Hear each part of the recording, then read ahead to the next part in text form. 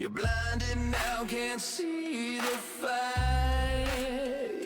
Smoke and mirrors, they lead the way. Fooling hearts night after day. Welcome to the show, it's all pretend. The smiles, the lies, the perfect end. The world's a stage, they run the flow. You clap on cue down in the front row.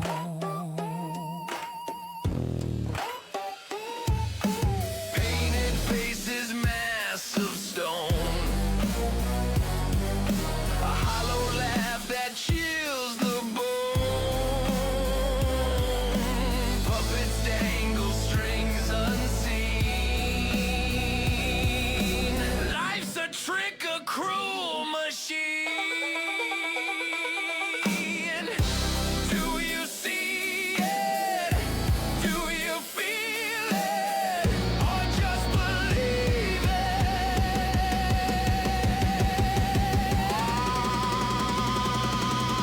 Welcome to the show, it's all pretend.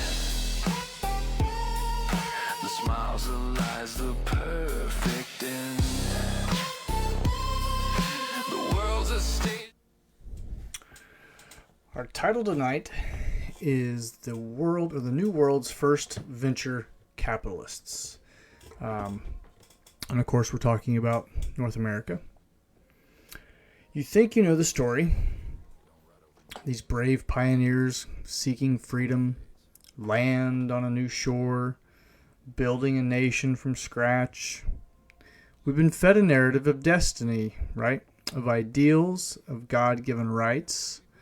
But what if we were told that the very foundations of American society, the first brick laid, the first seed planted, and the first breath taken on this continent by European settlers wasn't driven by idealism, but by something far more primal, far more ruthless. Welcome back to Breaking the System. Let's start breaking stuff. Today we shatter the myths. We peel back the layers of romanticized history to expose the raw and unvarnished truth that America was not founded by kings or crusaders, but by these venture capitalists. By London merchants, by these shrewd financiers and ambitious lawyers, by men and women who surrounded the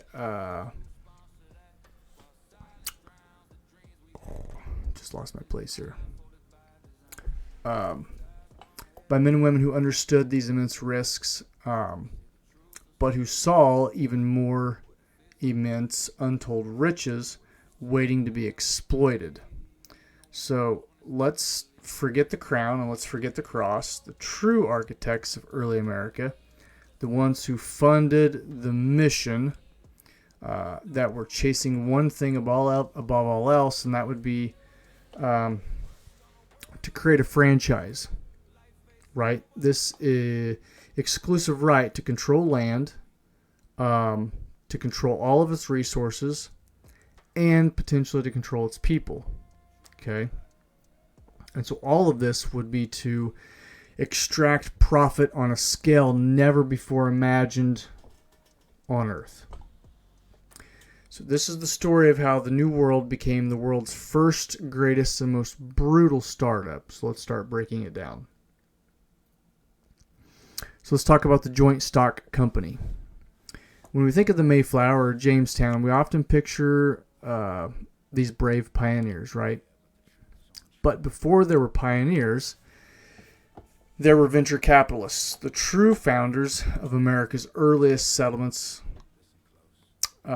weren't these kings or queens. They were these London merchants, these financiers, these lawyers willing to bet immense sums on the possibility of untold riches.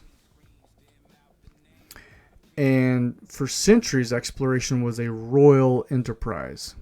So we have early explorers like Columbus that were typically funded directly by royalty. Their voyages fueled by these state treasuries or state treasurers.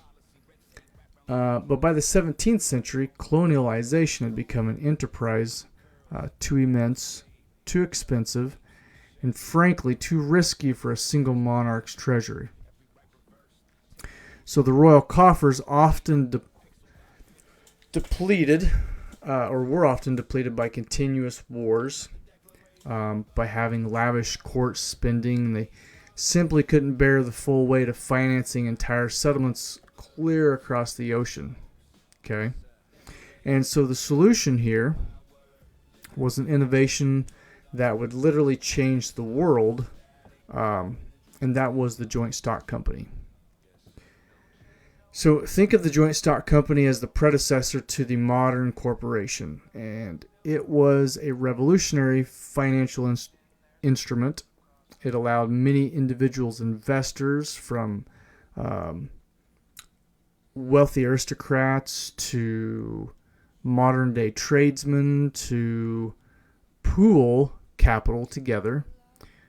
And so these people would share both the immense risk and the staggering potential rewards of overseas ventures. But crucially, it helped establish something called limited liability. And this meant that an investor could only lose the money they initially put into the company and not their entire personal fortune. So this crucial de-risking mechanism, so to speak, helped fuel this massive investment, drawing in capital that would have otherwise stayed safely in and around England. So let's talk about the blueprint. And the blueprint comes from the Virginia Company. So, and their undisputed blueprint for success that sustained colonialization was the Virginia Company. And so it was funded by a royal charter in 1606, and this charter granted them an unforeseeable franchise, which was the exclusive right to settle, to govern, and to exploit a vast swath of this so-called new land, or North America. And its primal goal, enshrined in the charter itself, was not freedom, not even necessarily settlement, but the discovery of all of these other things that pertain to wealth, like the discovery of gold and the discovery of silver, and to help establish profitable trade routes into and out of Asia. Okay.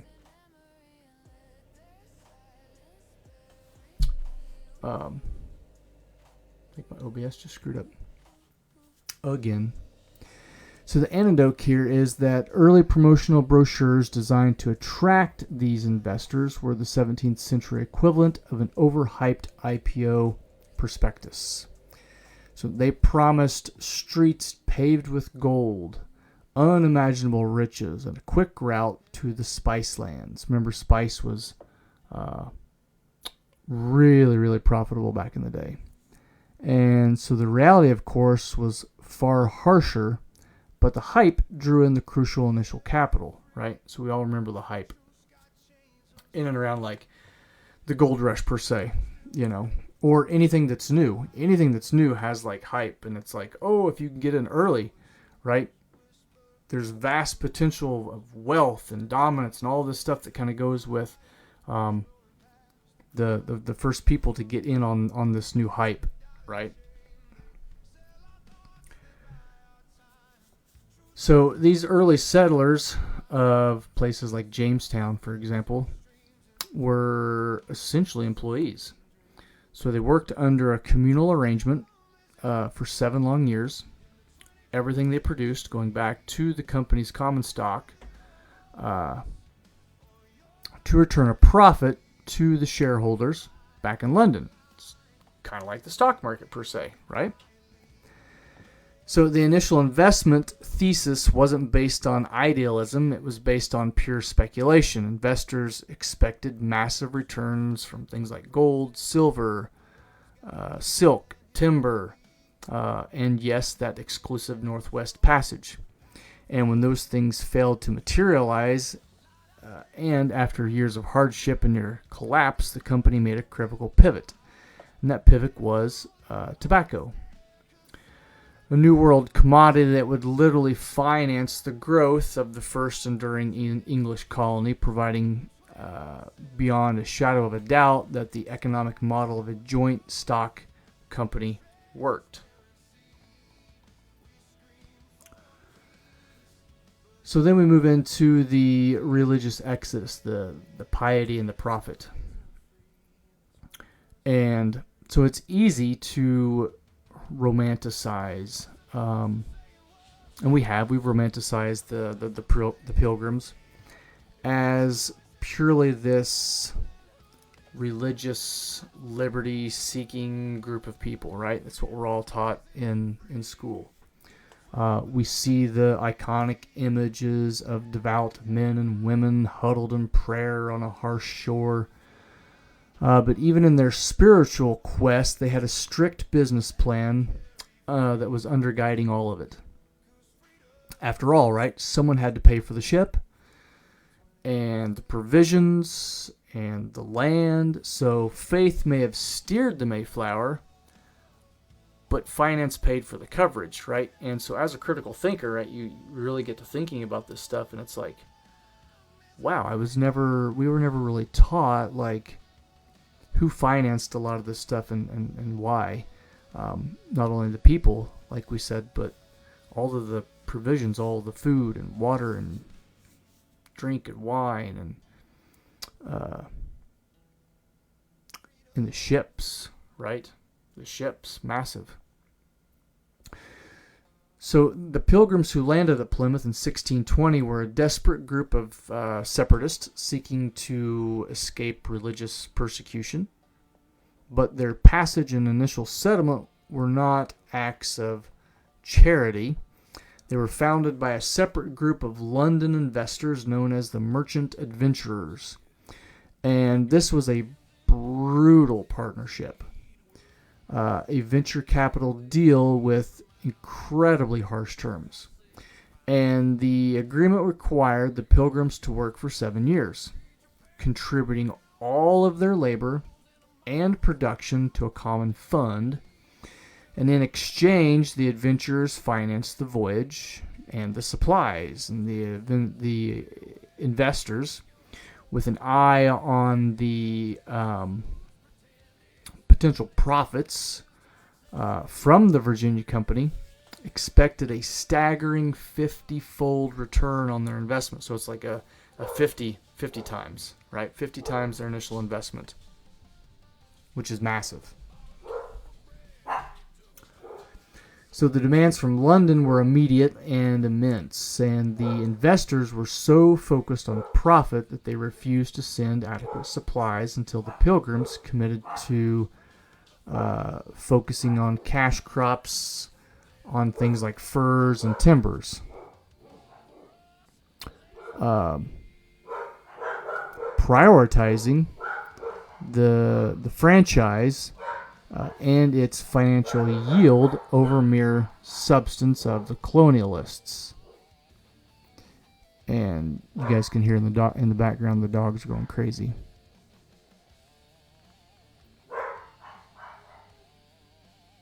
They're a bunch of savages. They don't care. They don't listen. So anyways, so because of this, the pressure mounted quickly, and the Mayflower on its return voyage, rather than being laden with riches, was reportedly only half full, largely with things like lumber and furs. The Pilgrims struggled heavily with this, and it took them over 20 years of relentless labor and resources, or resource extraction per se, to fully pay off the original debt to these merchant adventurers, finally freeing them from that crushing financial obligation. And their spiritual freedom came at an incredibly high economic cost. Okay? And so, really, these guys were put into almost this kind of like 7 years of slavery, right? It's like these guys were the people on the Mayflower. They owed this large debt, and they had to work it off for 7 years. And so that takes us next to the Puritan model in Massachusetts. The larger and ultimately far more successful Puritan-based settlement came out of Boston in 1630, and they operated at an even more sophisticated financial model. And the founders of the Massachusetts Bay Company were also Puritans, and they were also seeking religious freedom, but they were largely wealthier and far more organized. Okay? And keep this in mind, organization is huge, so anytime that you're going to set on some new adventure or seeking something new in life, the more organized you can be, the more, or the higher the chance of you being successful comes from that. So because these guys were so far much more organized, right, that means that their success, they have a greater chance of success out of that. And they essentially took their corporate charter with them to the Americas, to the New World.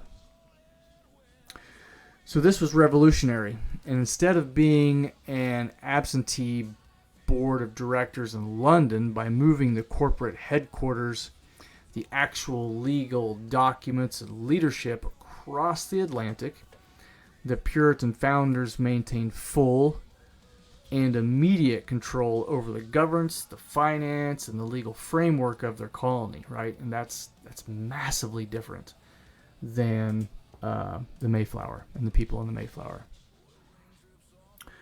They were both the shareholder and the government. So this structure secured their political and economic franchise by keeping it entirely out of the hands of absentee English investors, right? All of those people that were miles across the ocean in a completely different country. And this allowed them to enforce their strict religious and social conformity without external interference. A very special kind of freedom, only for those who agreed with their vision, underpinned by complete financial autonomy, so to speak. And so let's jump into the proprietary colonies and the gentry. So not all colonies were started by corporations. Some were gifts from the king to individuals or to certain families, often to repay immense debts or to settle old scores or to reward unwavering loyalty. And so those were the proprietary colonies. And their foundation was all about concentrating on things like wealth, power, and establishing a new, almost feudal aristocracy in the New World. And in these cases, the king effectively handed over massive tracts of land, along with the right to appoint governors and to do things like collect taxes. And these guys could distribute land to other people. Whether being to a single proprietor or to a small group of proprietors. And this was the ultimate franchise, a near feudal legal authority, granting them immense power over a New World kingdom. And so these were essentially personal investment vehicles for the ultra wealthy. Okay? I mean, they're already wealthy, right? And now they're going to go out and take all of this land by force. And in most cases, they did. Right? They took this land by force from the Native Americans that lived here. They initially conquered them, so to speak. And so the ultra wealthy got even more wealthy. And so let's look at a case study of Maryland and Lord Baltimore. So if we consider Maryland, it was founded when? 1632. It was granted to the Calvert family, specifically Lord Baltimore, by King Charles I. And their stated goal was to establish a haven for Catholics who faced severe persecution in England. However, this piety was inextricably linked to what? To profit, right? To profit motive.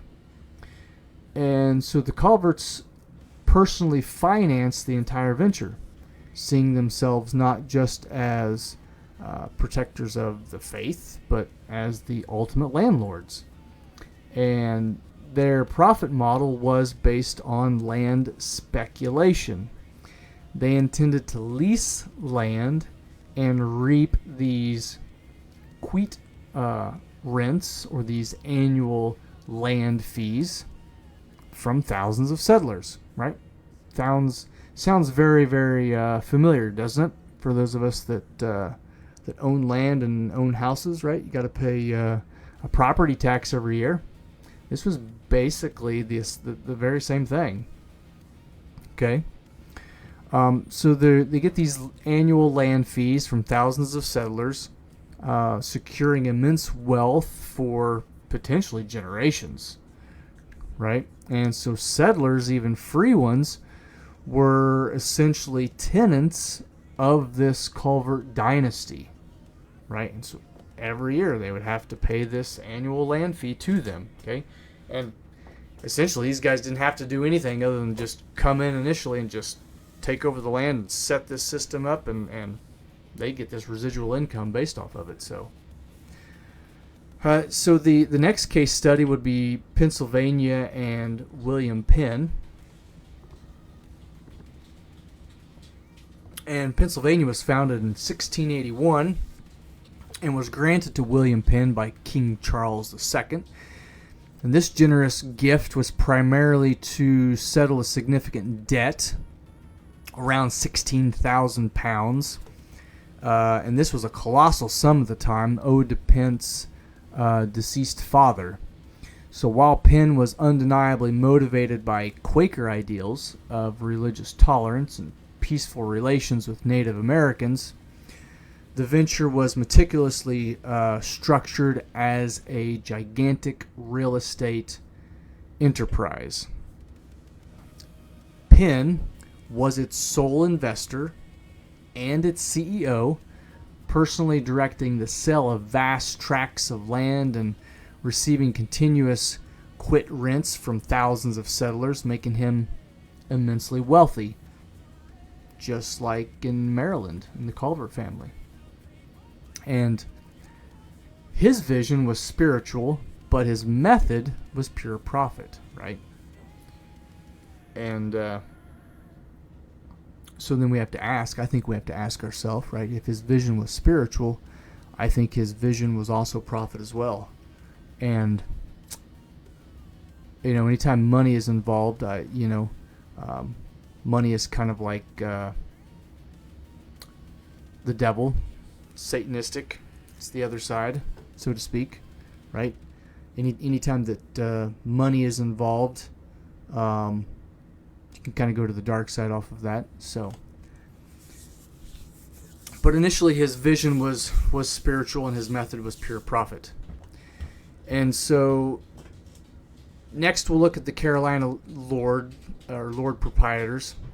And this is a fascinating, though less successful example. And so we find this in the Carolinas. So these vast territories were granted to 8 English noblemen, the Lords Proprietors, as a reward for their loyalty to King Charles II. They commissioned none other than the famous philosopher John Locke to draft the Fundamental Constitution of Carolina, This wasn't just a political document, it was a blueprint for a rigid, tiered aristocracy designed to keep the proprietors and their appointed gentry firmly on top of the wealth distribution. While it largely failed in practice due to the reality of colonial life, the intent reveals the raw financial motive inherent in these proprietary grants to transfer and consolidate wealth and power in a new land, and in essentially establishing a proprietary economic franchise for a select few group of people. Okay, also sounds familiar to what is currently going on.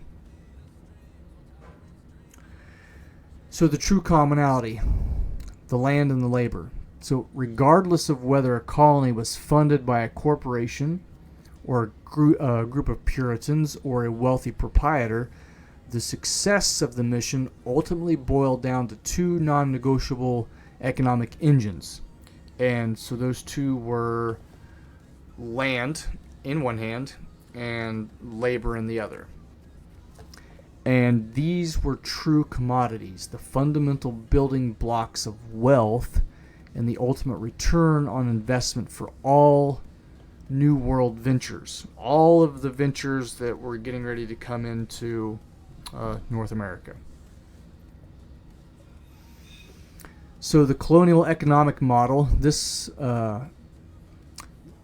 was a vast untouched wealth and sheer availability of land in North America. And this was a true asset. It was a proverbial gold mine. The Silk Road, the timber forest, and the endless field all rolled into one, right? So if we think of all of those, right?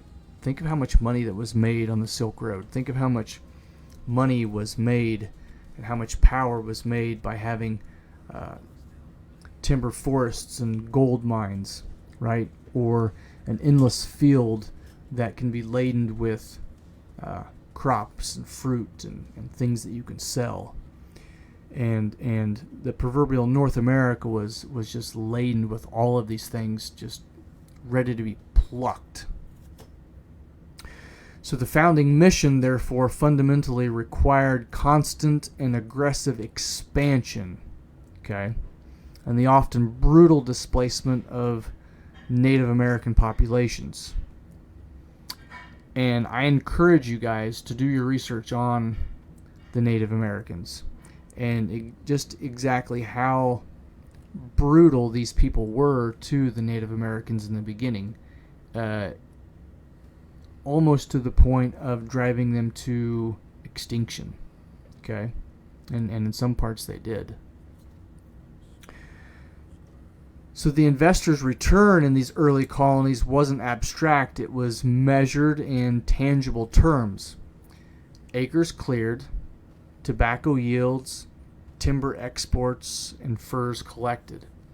The land was both the product and the means of production. Lots and lots of money. We can make money off this. Let's do it. But land, no matter how rich, is useless without what? What do we need? Well, we need labor, and we need lots of it. And not only do we need lots of it, but we need cheap labor. So what's that going to look like? So early colonial ventures were primarily funded through the indentured servitude system. For most poor Europeans, the cost of passage across the Atlantic was prohibitively expensive. And this enormous expense was paid for by a wealthy patron or a company or a proprietor, and in return the servant agreed to work for that patron for a fixed period. And so the typical period was about 4 to 7 years to pay off this debt that allowed you to travel to North America, to the land of opportunity. And this was a critical investment strategy. The funding for transportation was an investment in a temporary but vital workforce, securing the labor needed to turn the raw land into profitable commodities and production, right? We need people that's going to hunt the animals, that's going to skin the animals. We need people that's going to chop the wood down and make it into usable lumber and timber. We need people that's going to work in the fields, and so a lot of these people basically signed up for this in knowing that they were in a sense going to be a slave, so to speak, for the next 4 to 7 years of their life. Okay. And in the Chesapeake region, for instance, it's estimated that about 2/3 of all immigrants were indentured servants, so 2 out of every 3. That's quite a bit. They were quite literally assets on the company's balance sheet, and their labor a guaranteed return on the cost of their passage to the new land, to North America. So then we get into the ultimate economic tragedy. Okay? So by the mid to late 17th century, particularly in the southern colonies, the economy discovered a more cost-effective and tragically efficient labor system that offered an even greater return on investment. And that would be what? Well, that would be chattel slavery. And so this shift from indentured servitude, which provided temporary labor, to lifelong hereditary slavery, which created a permanent, self-reproducing, and endlessly exploitable labor force, was a purely economic choice, not a moral one. And the legal codes were rewritten to dehumanize, to justify, and to protect this new grotesque form of human capitalism, right? We were capitalizing off other humans. So the founders of the Southern plantation system and their financiers who backed them were funding a mission built on the absolute denial of their freedom, henceforth and forever. And their franchise, their profit, and their power were entirely dependent on the forced, brutalized labor of kidnapped and enslaved Africans. And what we're not told a lot of times in the history books is, so like, where did these chattel slaves come from? Okay. Well, what was happening, and the English seen this, right, were these little feuds going on in Africa. One little warring tribe and another little warring tribe going back and forth. And so what these tribes of Africans would do is that they would capture people from opposing tribes. And then they would inherently sell these captured people to the English as chattel slavery. Little did they know that was kind of their demise, because England, like what we talked about, the England seen that there was vast potential for this, and they expanded upon this. But where did it originate from? Well, it originated from these tribes that were warring with each other. And oddly enough, who are you going to take out first? Well, you're going to try to take out the person that's the biggest and brightest and the smartest and the strongest, right? And that's who they would take, and that's who they would sell off to the English in this chattel slavery.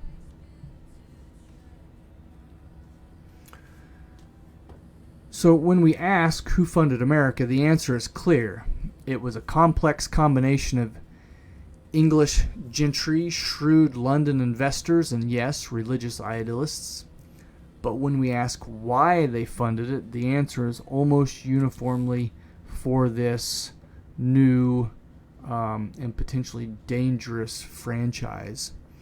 And the mission was to acquire land, to extract its resources, and gain a loyal or forcibly controlled workforce to guarantee a spectacular return on their so-called investments. And the seeds of freedom, the ideals we now cherish, were certainly planted in the New World, but they were watered by the relentless promise of wealth and tragically by the blood and forced labor of those who were never meant to share in that freedom, whose very existence was considered merely another line item on an investor's balance sheet. Okay? And just so most people know, a lot of this stuff still happens, right? We just don't hear about it. We don't do enough research, especially in developing third world countries, right? How do you think that cobalt gets mined? How do you think that lithium gets mined? How do you think that diamonds get mined? A lot of those things that were used in setting up the foundation of North America in the beginning, and in these so-called new franchises, those are still going on today. A lot of us just don't pay attention to it because we sit comfortably back in our reclining lazy boy chairs and watch the next episode of I Love Lucy or whatever it is that's showing on Netflix, right? So the past isn't just a story, it's a blueprint. And understanding these foundational financial motives isn't about tearing down history, it's about truly understanding the system that we have inherited. The drive for profit and the pursuit of franchise, the exploitation of land and labor, these are not just echoes of a distant past, they are threads woven deeply into the fabric of our present economic system. And only by seeing them clearly can we begin the real work of breaking the system. So with that, I want to thank you guys on another episode of Breaking the System. Appreciate it. We'll catch you guys next time. Peace.